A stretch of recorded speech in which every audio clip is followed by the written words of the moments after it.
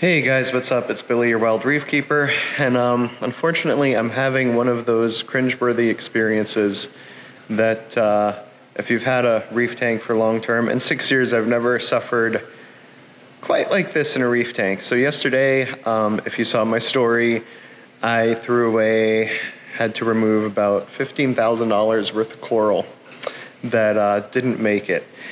The problem with the tank, now this setup has been running for about a month and a week, so 5 weeks runtime. There's metals, we have like horrible water where we moved to, so I've taken precautions. I've installed a whole house water softener, a whole house water filtration system with like 3 sediment filters, a UV filter, 2 different salt filters on there, and that's in the whole house water system is in front of my 7-stage RO.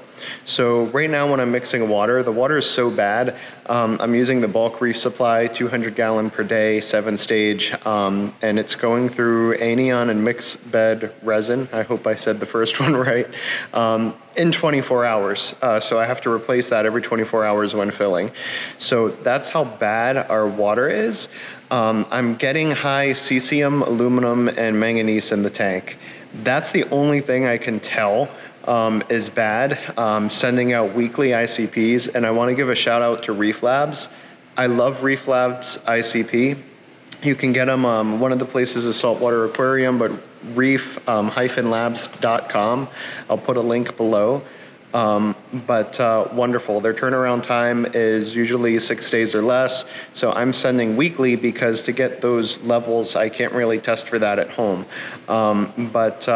The other problem I had, it's kind of a comedy of errors here. So my original installer for the tank, we had talked for 1.5 years on this tank. It took 2 years to build this house. We had the tank here months before it was ready to go into the house. We had to crane it in here. Anyways, our goal was to get water in January. We moved in here the end of March. So after 2 months of working on plumbing, I still had a leaky tank that wasn't holding water, fully operating. And yeah, I had to kind of finish this myself.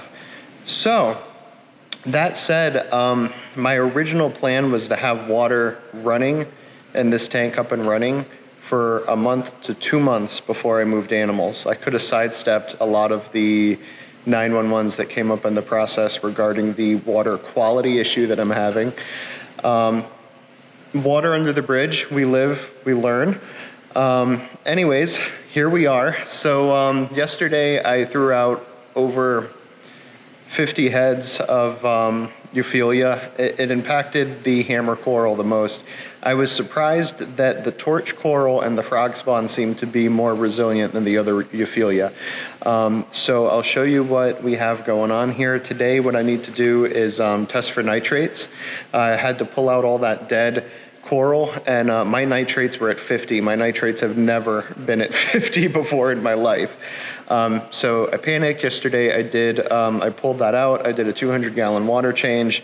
I'm actually switching from Red Sea to Fritz salt to see if that makes a difference. So someone was explaining to me that anyways, we might see lower levels of not having aluminum or cesium problem with that. So I'm gonna try that salt out today. Today, what I'm gonna be doing, I need to test the nitrate. It was at 25 yesterday. I threw some Roaphos in there in my reactor to try to lower it overnight. I'm gonna test, see where it's at. I need to change all my filters because I need to make more water, and they're all shot after making like 3 batches of water. I've got to add reagent to the Neptune, siphon clean the tank, do a slight water change with the Fritz, dust my rock, and then move the frags that I have. A little boneyard going over here. I don't know what's gonna make it. So we're gonna take the more healthy pieces, separate them, and just continue the process. So let me show you what we got going on here. Okay, so yesterday, what I did was take all of the affected pieces that weren't doing very well, cut off the pieces that were doing well, separated them from what was dead, and what I have here is my boneyard of what's left. So here is, and you know what, on this camera and the light in the background, it's not showing so well, so I apologize. But these are my Euphyllia heads. My frog spawns here in the corner are doing a little better than some. Now some of these, there's a little bit of tissue left. I'm not sure if they're gonna come back, but we'll see. So I need to raise these up today and just kind of separate the ones that are doing a lot better than others, like the frog spawn here, that torch coral right there. Now a lot of things didn't seem affected too bad.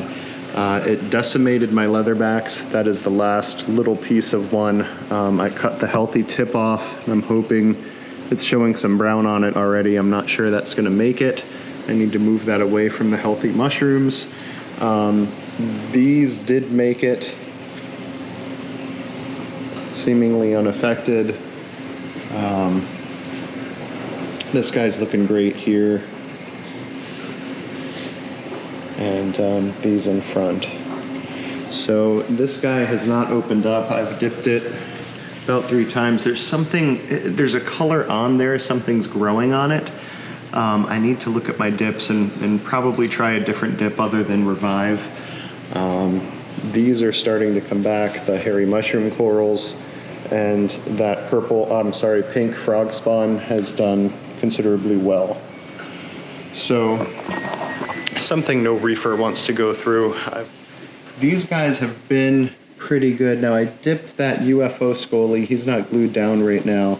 So his mouth was like open. He had some of the brown stuff in there and I just dipped him. He's looking okay.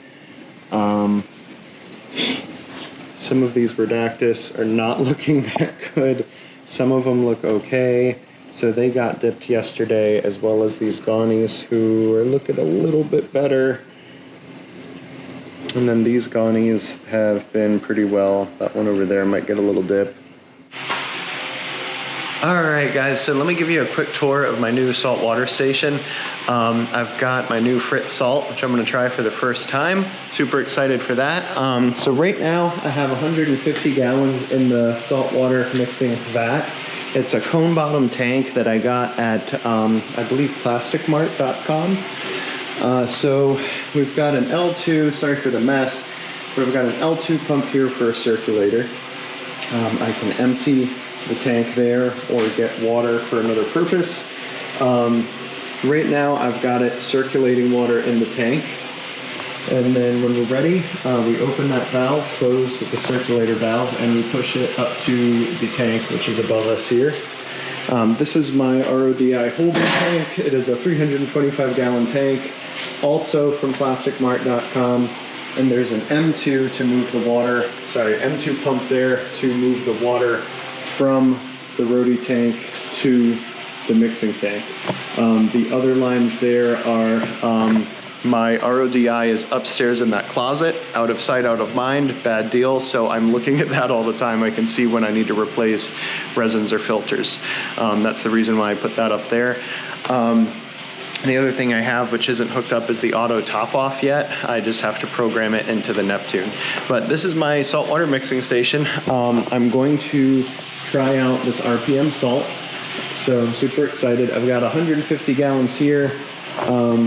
There are 4 bags in the RPM salt, and they should be 50 gallons per bag. So I'm gonna go ahead and add 3 bags in there, see where my salt level lies, and get ready to do my siphon clean upstairs. My nitrates right now are 50. I've never had nitrates that high. I just can't, Anyways, here we go. We're gonna make it pristine.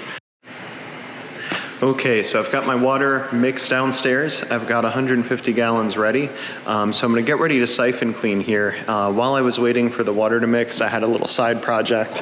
I made a little frag rack to go into the sand and keep those pieces I'm trying to nurse off of the sand. These are actually for the sump. My media bags are kind of floating around and they actually get stuck in the bulkheads here. So I'm gonna add those to the sump just to hold my media bags. Zip ties and plastic crates go a long way. So first thing I'm gonna do is kind of blow off all the rock, getting the rock pretty clean. My favorite thing to use when doing that is gonna be this ice cap little ball feeder. It's actually a feeder. but it works really good at cleaning off stuff from the rock. So we'll just go through there. I'm gonna do the whole tank just to get all the stuff up and out. And then I will go through the sand. As you can see, it's pretty dirty in places. This was all freshly turned yesterday, but this is starting to change color again. So I'm gonna go ahead and go through that and then start my siphon clean. All right, so I've got my siphon hooked up into my sink behind me.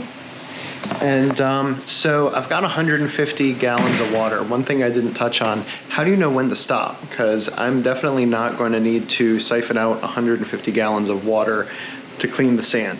So what I do, I go on to bulkreefsupply.com. They have a lot of great calculators. Their aquarium water volume calculator. Their aquarium water volume calculator is very helpful. So I go in there, I punch in the numbers for my tank, I see what the total volume is. Now I've got my length and my width, then I play with the height. So for the height, 9 inches of my measurements is 149 point some odd gallons. So that's the closest I can come to 150. So I measure out 9 inches from the water line and I place a post-it at that level. That's kind of my, quick tip or whatnot on how to know when to stop draining the tank on such a large water change.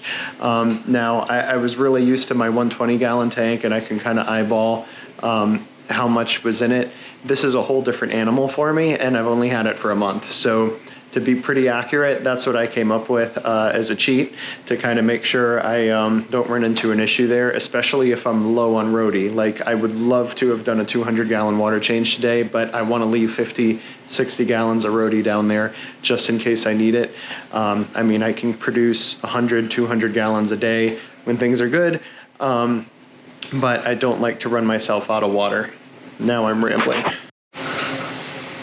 So yeah, if you haven't ever, Google bulk reef supply calculators and you'll find a page on their site with all kinds of helpful calculators on there. The tank water volume calculator is just one of them, but it's a page I reference a lot when I'm trying to figure things out. So yeah, figure out your measurements, figure out not the tank measurement, but water level measurement, and then plug in for your total volume. And then for water change volume, you can play with the height and figure out how much you should drain from the water line for your given water change. So just a reef quick tip for you. All right, guys, so I have time for a quick update. I have to run to meet family for dinner, but I actually used the whole 150 gallons just to siphon clean.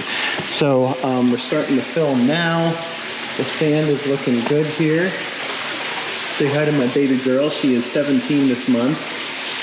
So yeah, anyways, I'm gonna go ahead and fill this tank. Watch for new content. I hope this fixes the majority of the problem.